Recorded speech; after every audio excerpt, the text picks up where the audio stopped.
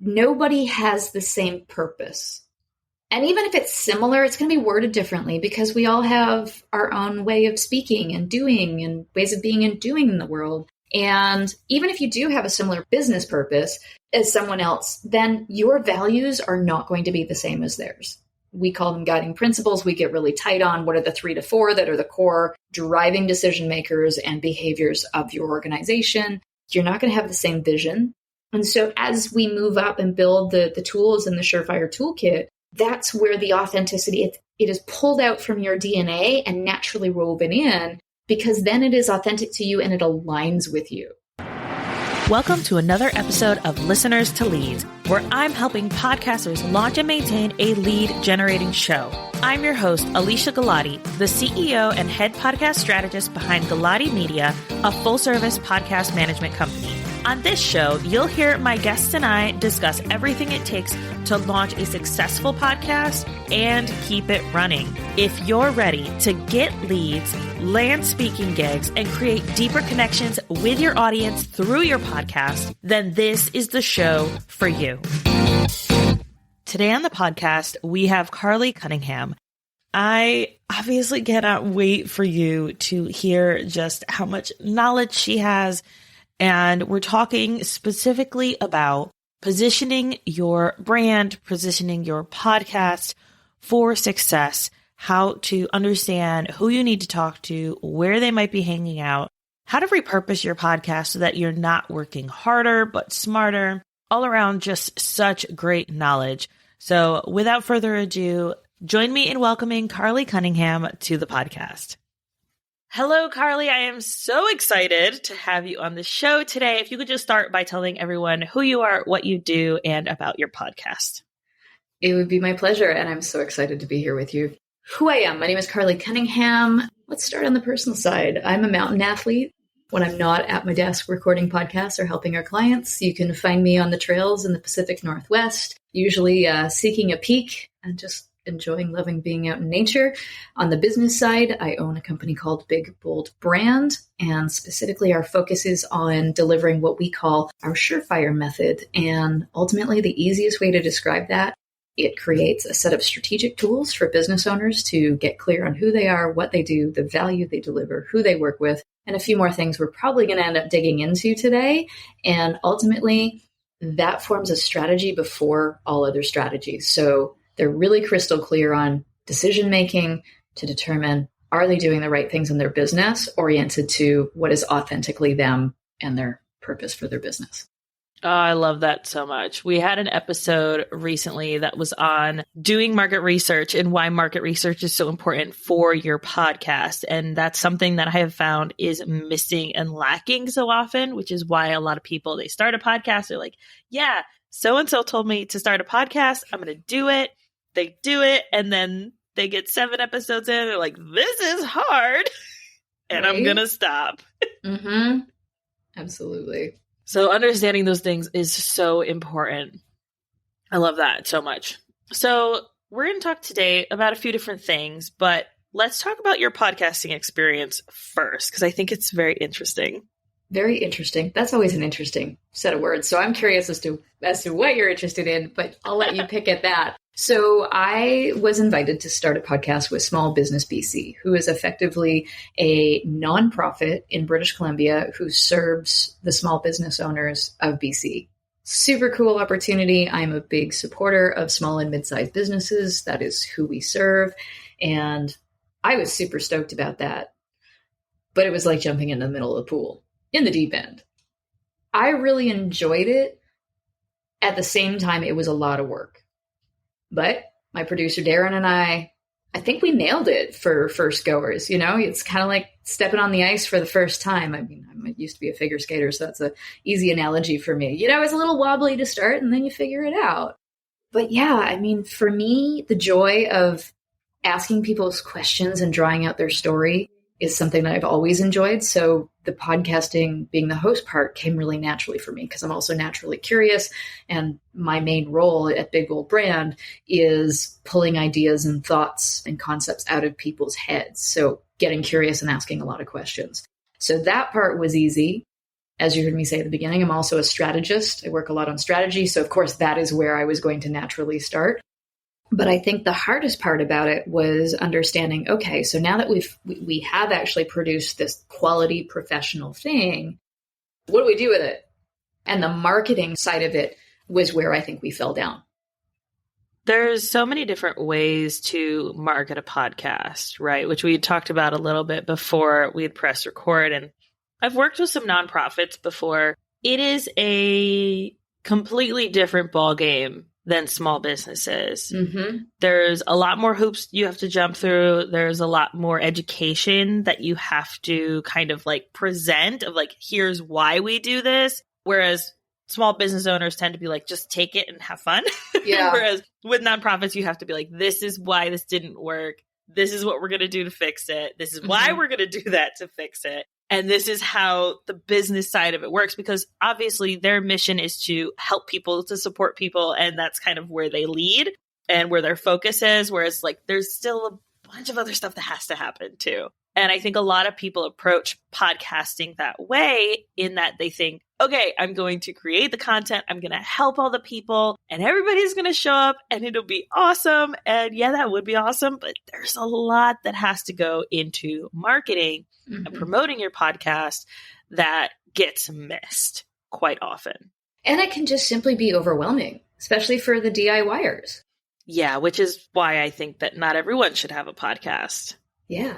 At the same time, I don't want to dissuade anyone who's inspired to do it, who feels like they have a skill set or they want to become a visible expert. It's just knowing that start with a few things and make sure that as you're planning it out, figure out what is going to be the key marketing piece for you. Even if that's simply going through an episode, pulling out quotes, creating the graphics, and just simply promoting it more than once. What do they say? People need to be told things 7 times before they'll remember. Yes. Some more than others. I'm thinking about my husband. Some more than others. And there's so many different ways, right, to repurpose a podcast and to make it work for you. But to your point, if you are a DIYer, while you're writing the show notes, while you're editing your podcast, while you're listening through, pull those quotes. If you're like, ooh, that was good, grab it. And make a graphic for it right while you're in there. You don't have to go back and have to listen and listen and listen through past episodes trying to find the stuff. Do it while you're already processing the audio, while you're already writing your show notes, and then you're not going to have to go back and re-listen again. I'm always trying to find ways to make the most of people's time, right? And most of my team's time as we are creating podcasts and producing them. And that's one thing that I've taught my team is I work from the first part of the episode to the end. And so everything needs to be done by the time I hit the end of that audio. I need to have my show notes written. I need to have all of my links pulled. I need to have all of my quotes pulled. I need to have everything that I need in order to move on to that next phase. And it makes it so much easier.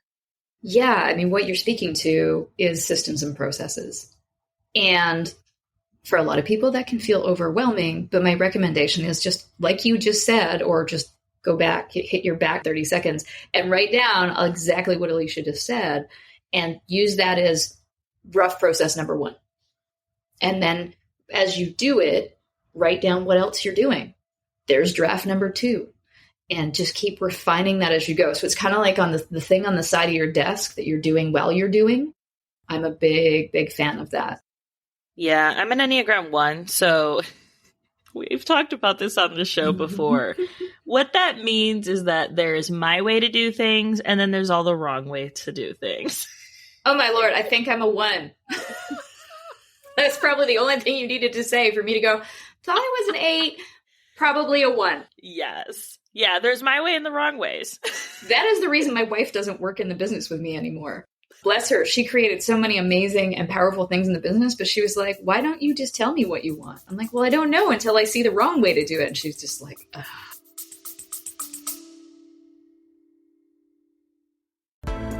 You put your heart and your soul into your show. And I want to help you reach all of those potential listeners out there. That's why I'm excited to announce my upcoming podcast marketing workshop. It's about giving you practical tools to grow your audience.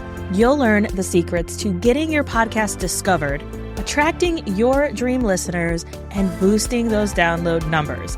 This workshop will be hosted live with a replay available on April 30th. You can sign up by going to galatimedia.com/workshop. Let's grow our podcasts together.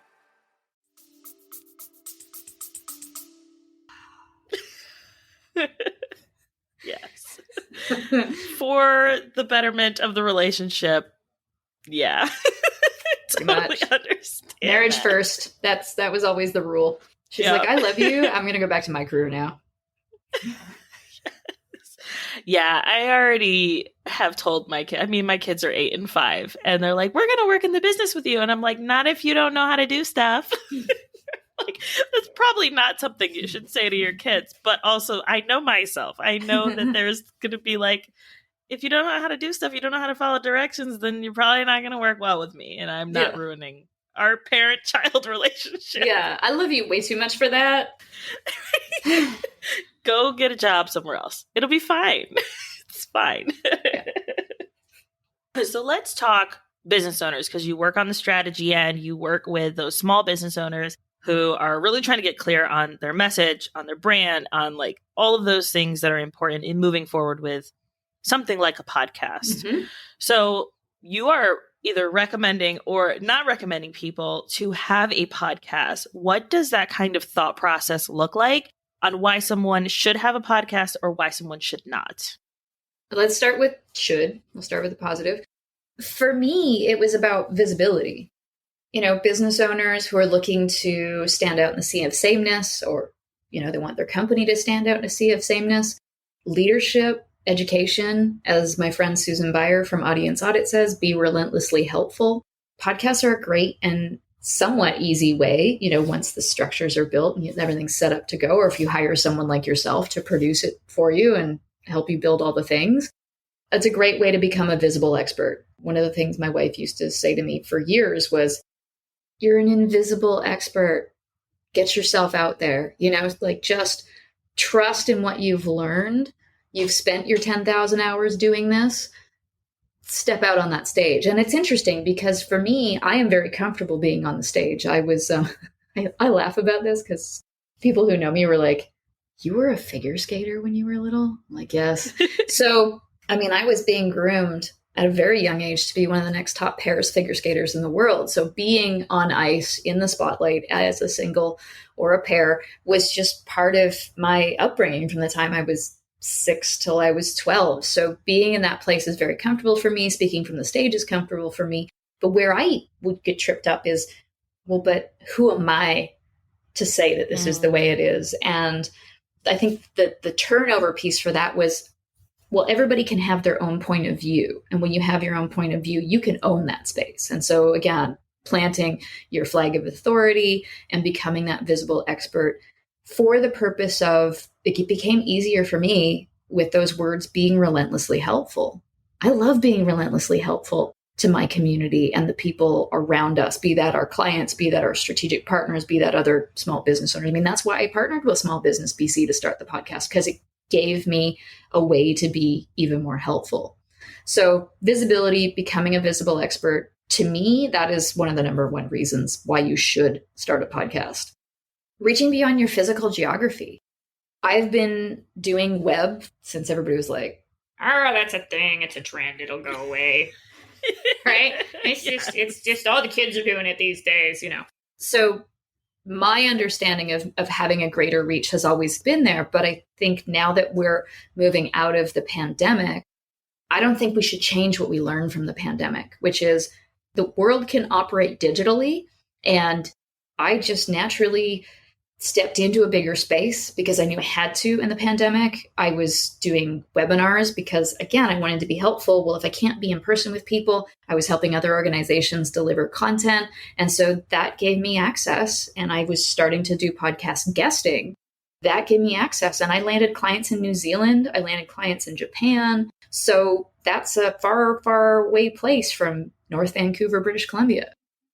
It's just a huge opportunity to reach your ideal folks unless you are geographic, like unless your focus is geographic, because I do know some companies, they're like, we serve the people of Rhode Island, Maine, or we serve, those on the base in Fort Bragg, kind of speak, because I know that's where you are. But for the majority of us, if we have a niche or a core service offering, it is not tied to geography. So I would say use that as an advantage. Number 3, it's an easy way to provide value and create content. I know for me, I am half decent at writing, but it's a struggle because my perfectionism takes over and it takes me a long time to release something. So video creation, same thing. I'm a perfectionist. There's some imposter syndrome. There's how should I show up? I haven't quite gotten comfortable with showing up without full makeup and clothing. I always curse my male friends who they're just like, hey, I combed my hair or, wiped my bald head off and put on a golf shirt and I'm good. I'm like, dude, I kind of hate you right now. I love you, but I hate you. Right. So, we get in our own way for sure, but podcasting is a much easier way for me. And I find for a lot of others. Plus, you don't have to be the expert on everything. If you're providing value to your audience, it doesn't always have to be you that shows up as the expert. It doesn't have to be you that shows up with the ideas week over week or episode over episode. And there's access to all this other content for folks that really also want to be helpful and want exposure, but they don't want their own podcast. So you get to tap into their expertise and provide infinite value to your audience. And the last piece you and I were talking about a little bit in the green room is one podcast episode on the marketing side of things can provide you with a significant amount of content. And I know you saw me open up the book. So Stephen Wessner has a phenomenal book called Sell with Authority. In the back, they've literally, it was also co-written by Drew McClellan.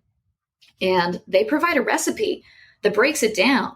So if I just turn to the page that talks about a weekly podcast, you can create 52 articles for owned media. You can create 104 blog posts optimized for search on your website, 52 email campaigns, 104 video clips, 520 tweets, 156 Facebook posts, 156 LinkedIn posts, and 52 long-form LinkedIn posts. And it goes on from there. I mean, that's just the first 2 pages. There's 2 more pages where they're like, hey, these are all the things you can create. To me, that sounds pretty accessible and easy. So those are my 3 twos. And I know I've been blah, blah, blahing for a little bit here. Your thoughts on some of that? Or is there a nugget that you want to pick on in there? Yeah, absolutely. I was writing some notes as you were talking. There's a few things that I want to pull. The first, the imposter syndrome that you felt. I think so many people feel in the podcasting space because they think, well, this other person is talking about the same exact thing as I am going to be talking about. And they're so much more knowledgeable than I am. And I've learned from them. So who am I to take up space here? Mm-hmm. And the one thing that I would say to those people is that your voice is unique to you. Your experience is unique to you. And someone is going to resonate more with you than with that other person. Yes. Or the lovely thing about podcasts, this is just a stats thing because my brain works in stats. The average podcast listener listens to 8 podcasts a week, like the avid podcast listener. So they could listen to yours and theirs. Yeah. And it's not a competition. It's really just about, like you said, being able to show up and provide value for your audience and give and give and give to them while still also being able to show up as an expert and be able to express how it is that you want to express your thoughts and your business ideas and the things that you help your clients with. Yeah. And I want to take that a little deeper because I think it's a really important piece of it is, yeah, you have your own point of view, whether you realize it or not. And the easy way to start to recognize what your point of view is go listen to some of the experts' podcasts who you think are your competition and write down when you're like, yeah, no, I don't agree with that. Like, hell no, or that doesn't work for my audience. If you find that you're thinking that, then that means that you have a different community. You know, we all don't serve everyone. That is the most dangerous place in business to be, is to try to be everything to everyone. There's an opportunity for those of us who are marginalized people, BIPOC folk, queer folk. I mean, for me, funny enough, until I heard a friend who's an activist, she was like, yo, you realize you're a marginalized person, right? Because I'm white. I grew up in an affluent home. I'm very, very privileged and lucky that way. But when she started to tell me about some of the stats, like those in the LGBTQTIS, and I think I forgot an S in there. We keep adding to the, I jokingly say the alphabet mafia definition. But she's like, well, when did you start your career? And when did it really take off? She goes, because most people, it's in their early 20s. For those in marginalized communities, it's like late 20s, 30s. And I was like, whoa, yeah, that's me. And so for me, it wasn't a conscious realization, but also the behaviors of, well, you hesitate to start things because you're told you don't belong, or you shouldn't have a voice, or you've always been talked over, or blah, blah, blah, blah, blah.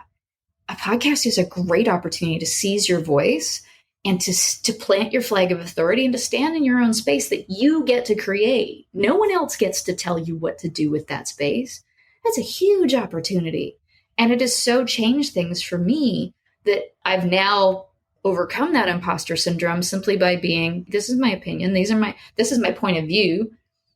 And all the other folks are right too, for their people, for their community. So that's why I love podcasting and some of the other, marketing tactics that we can use, because it allows us to get beyond those barriers. As someone who doesn't like listening to other podcasts because my poor diva ears constantly are like editing it in my brain. It's so bad. But I love your point of listening to other podcasts that you think are your competition and being like, no, I disagree with that. This is how I actually think this needs to go. Because when I started my business and shifted into the podcasting space and was like, this is what I'm going to do, I had someone reach out and say that I was copying her brand. First of all, my evil. All your versions of your laughter. Bum, bum, Yes. bum. The first one being, hers is very feminine and pink and gold. Mine is not. It's red and black and bold and like in your face. You have a Led Zeppelin t-shirt on right now. Seriously. I do. Very different brands. She's a mom of 2 girls. I'm a mom of 2 boys. She preaches and like diehard fan of launch a podcast in 2 weeks. She has a program called Launch a Podcast in 2 weeks. I refuse to launch a podcast in 2 weeks. I tell people absolutely not. We have a minimum of 2 months. Why?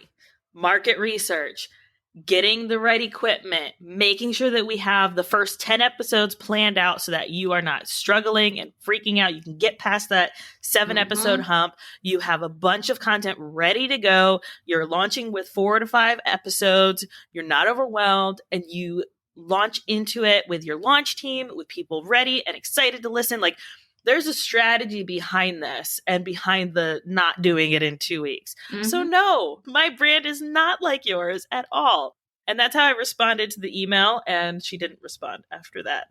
Because like, really, what are you going to say when clearly we have very different views? But she has a podcast management agency. I have a podcast management agency. And that is where we were the same. And that is it. Yeah. I mean, that to me, unfortunately, demonstrates a lack mindset. And it's funny because I grew up in a household that I think naturally, given my parents' background, especially on one side of the equation, for good reason, there was a lack-based mindset. And that was the things that one of my parents learned. And so that was passed on to us. And I've worked very hard I still work hard I still catch myself in it. I mean, as a strategist and someone who works with and co-creates with my clients and is often looked to as an advisor, I'm always thinking like ripple effect and 10 steps ahead going, oh, I see the hole ahead. There's the risk, right? I think you're definitely a 1. Yeah.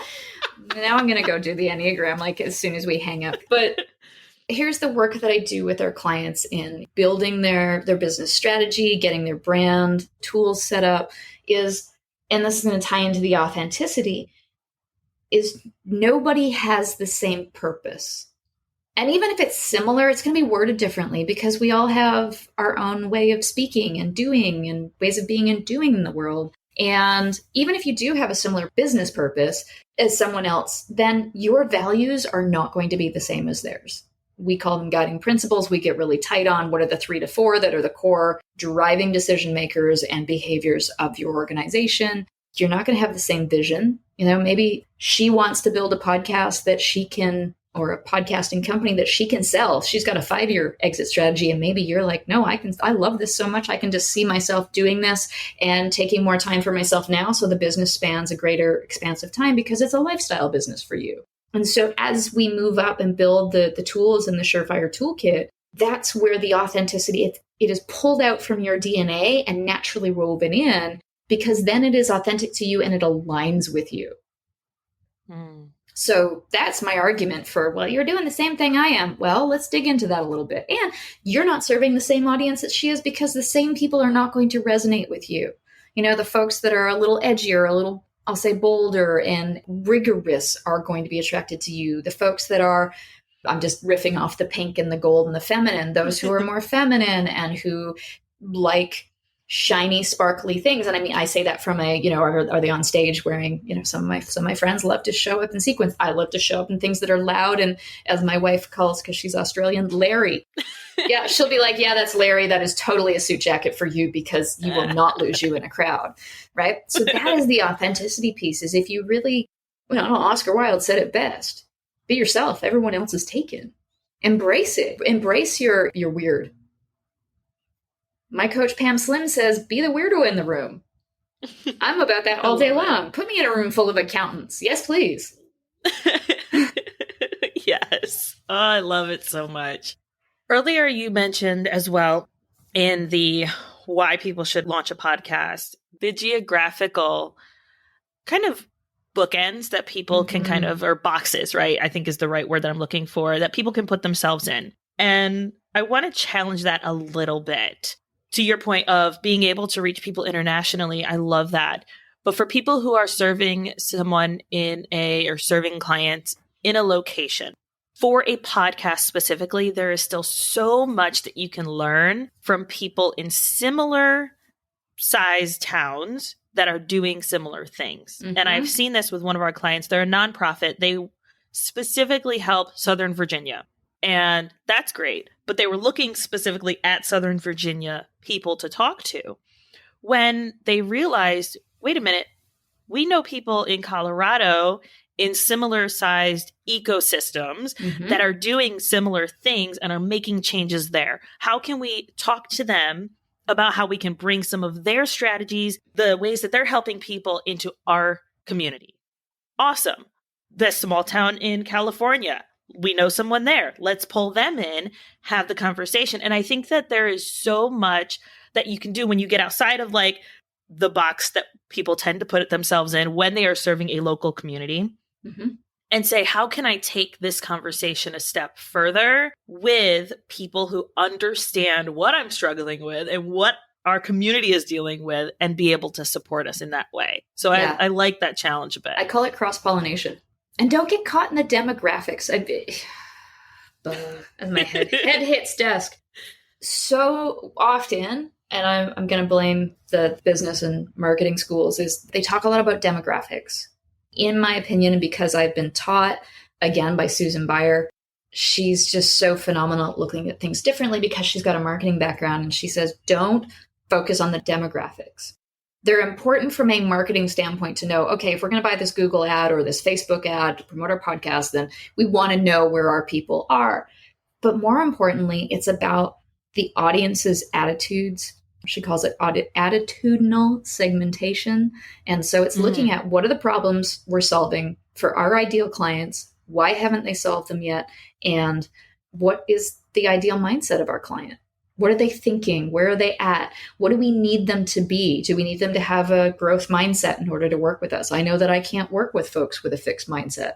So I love looking at it that way because it can crack a whole lot of awesome opportunities open.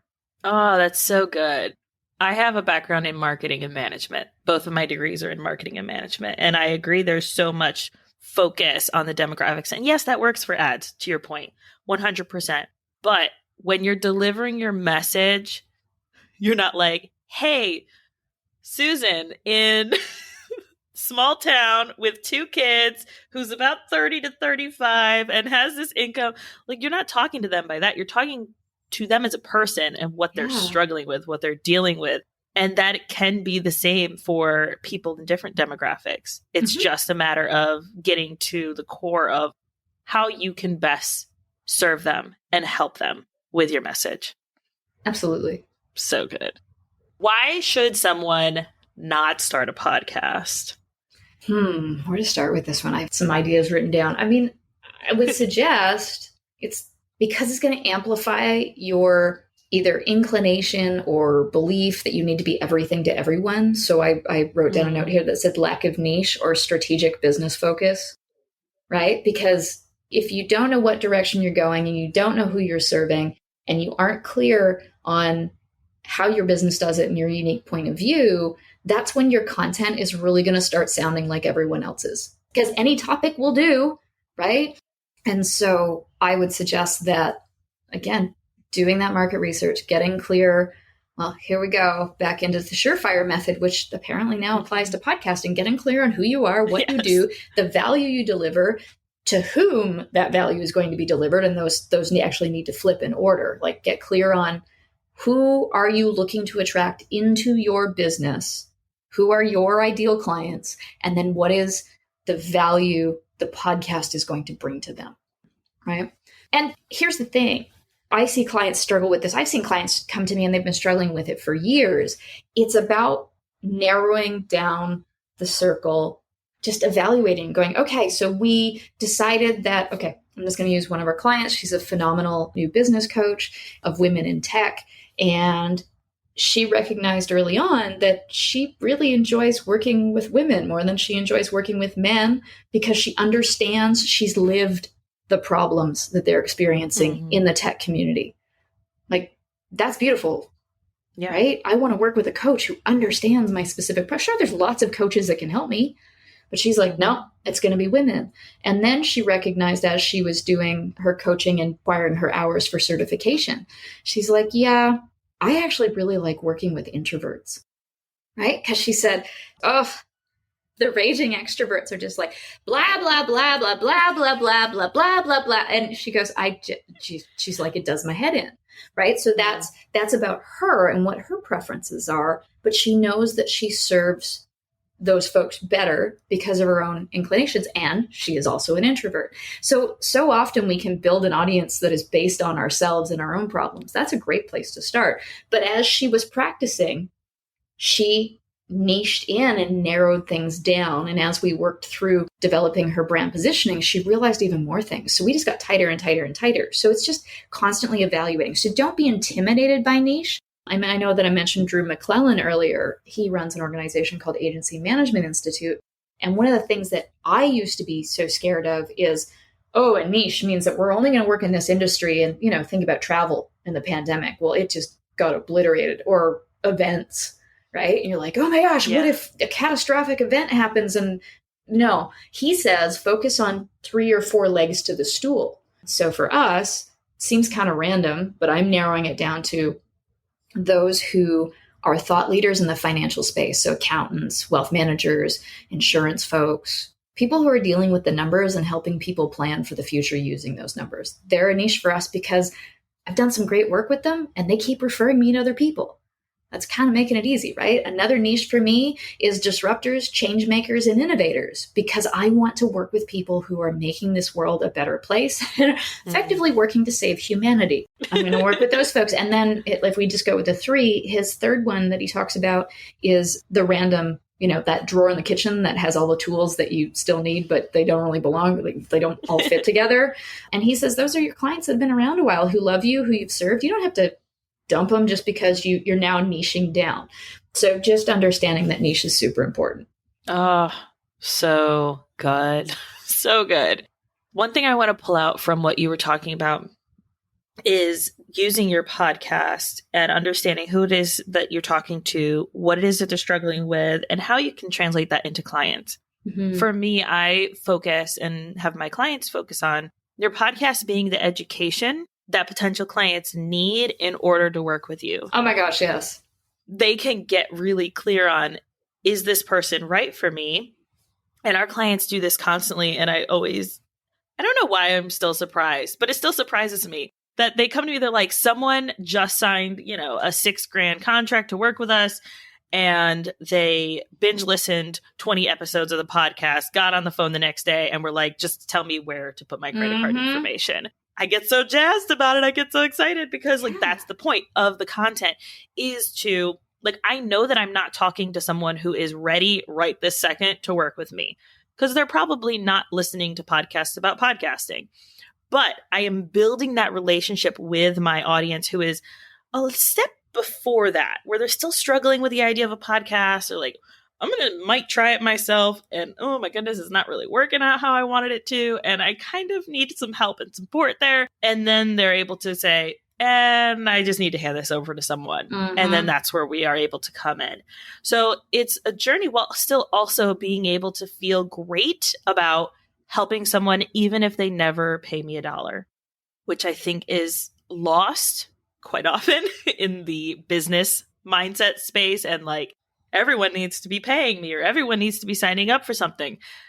I am perfectly happy having people listen to the podcast and getting value and being able to make a difference with their show. I've had people reach out and say, hey, I listened to your podcast episode about this. I made this change, and this is the change I was able to see. They don't need to pay me for that. I'm like, yes, awesome. It is doing what it needs to do because I am providing value to my audience. And here's a bit of a paradigm shift to, not everyone is going to pay me. Yeah, but if they're an avid listener, they've become an avid fan. They're going to be a raving fan of you. So they might not pay you for whatever reasons. They might have a friend who's doing the work for them. But if they think that Alicia and her team are going to serve their friend, they're going to refer you. So it's not just about building prospective clients. It's about building a referral network. That is gold. Yes. And it's worth it for a podcast, I think, even if you're just producing something weekly or every other week, whatever your capacity is able to handle, while still being able to show up, all right, this is the way that I'm creating consistent content, and then I can repurpose that in a bunch of different ways. It doesn't have to be difficult. You don't have to be doing a regular YouTube video series as well. No, keep it simple. Get your content out to your audience and then move forward from there. Yep. And like you said, referrals, people who you're able to help, as well as potential clients. Wins all around. I love it. Yeah. And if you're having trouble wrapping your head around that for any type of content production, if you're not a podcaster or you're on the fence, you're like, well, but I'm kind of a better writer. I believe it's Marcus Sheridan wrote a great book called They Ask You Answer, right? And that's talking about they as your audience, they're asking, and they're going to be asking it in the sales funnel. Then just answer it on the podcast, answer it in a blog post, answer it in a tool that you're going to send them after your first follow-up call. But that book for me was the aha moment that content creation doesn't have to be hard. So I highly recommend that book. It's awesome.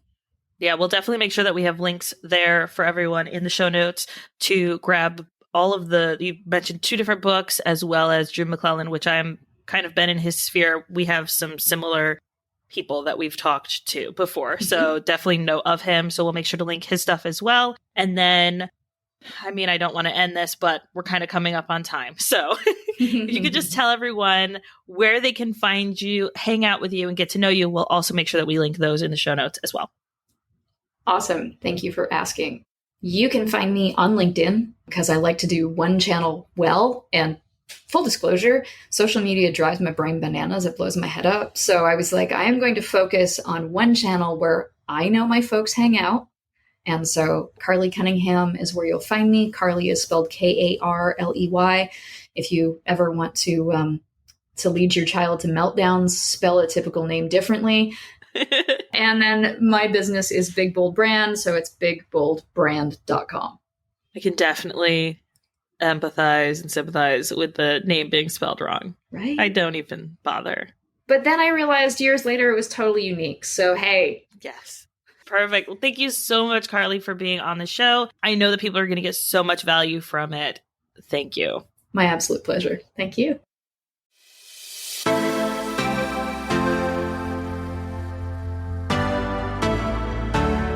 Thank you so much for listening to this episode of Listeners to Leads.